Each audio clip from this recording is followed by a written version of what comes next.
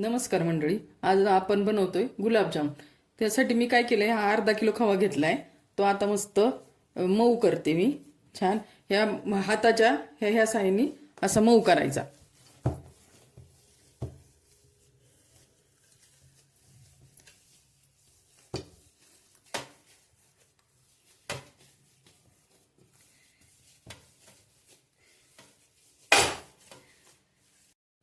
मी अर्धा किलो खव्यासाठी हे 1 वाटी मैदा घेतला.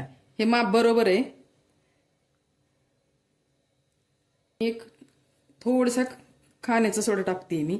जास्त टाकायचा नाही बरं का खाण्याचा सोडा, नाही तर मग गुलाबजाम ह्याच्यात तळतानाच विरघळतात.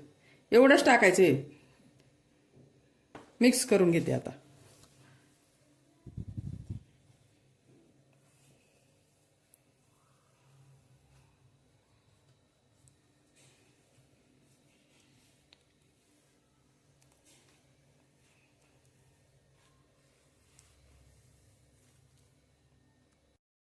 हे मस्त असं मळून घेतलं. हे असं मळायचं. पाणी दूध वगैरे काही सुद्धा लागलं नाही. तेवढं बरोबर मैदा आणि खवं तेवढं बरोबर. असं हातावर घेऊन असं पूर्ण असं प्रेस देऊन असं गोल करायचं. म्हणजे कुठं चिरा वगैरे काही पडल्या नाही पाहिजे त्याला. असं करायचं मस्त.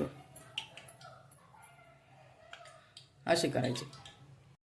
अशा प्रकारे मी सगळे काय जामून तयार करून घेतले. आता आपण ह्याला काय करू, तळू. तेल तापले. आता तेल जास्त तापू द्यायचं नाही. जास्त तापलं तर काय होतं, मग बाहेरून करपते तर आतून कच्चे राहते. त्यामुळे मीडियम तेल तापू द्यायचं.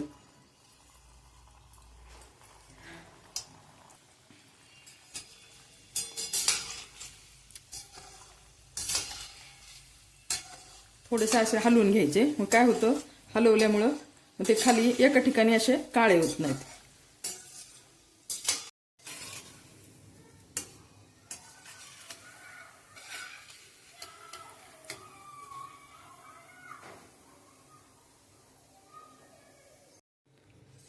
मी अर्धा किलो खव्याला अर्धा किलो साखर घेतली. मी 1 ग्लास पाणी टाकते त्याच्यात.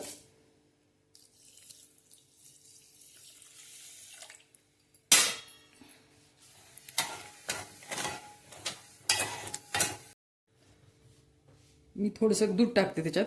दुधामुळे काय होतं, साखरेतले जे कचरा आहे का ते वरती येतो आणि पाक छान होतो. मग साखर विरघळायला लागली आता.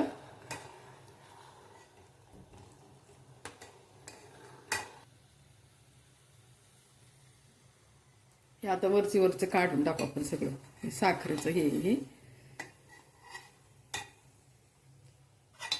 असं काढून टाकून पाक आता स्वच्छ करून घेतलंय आपण. आता असं नाही, तुम्हाला तसं जमलं तर तुम्ही काय करा, पाक थोडंसं गाळून पण दुसऱ्या ह्याच्यात घेतला तरी चालतंय. गाळून घ्यायचं. मग सगळी वरची घाण पाकाची निघून जाते. केसरच्या 2-3 काड्या टाकते पाकामध्ये. असलं तुमच्याकडे असलं तर टाका. तसं काही नाही बरं का, टाकायलाच पाहिजे असं काही नाही. असं तर टाका, वाटलं टाका, नाही टाकलं तरी थोडीशी विलायची पावडर टाकली तरी चालतंय. थोडीशी विलायची पावडर, सुंठ, विलायची, जायफळ याची पावडर केलेली मी, ती टाकत असते मी. या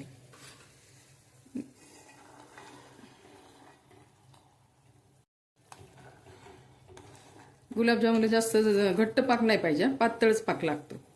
थोडंसं चिकट झालं ना, अजून काही झालं नाहीये, 1-2 मिनिटं अजून होऊ देते मी. थोडंसं चिकट लागला बोटाला की मग उतरून घ्यायचं पातेलं.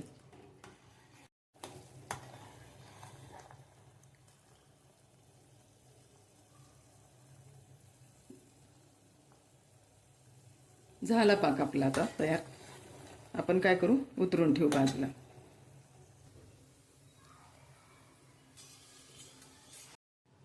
तयार झाले आपले गुलाबजामुन. पाहूया आता आपण कशी झालीत ते.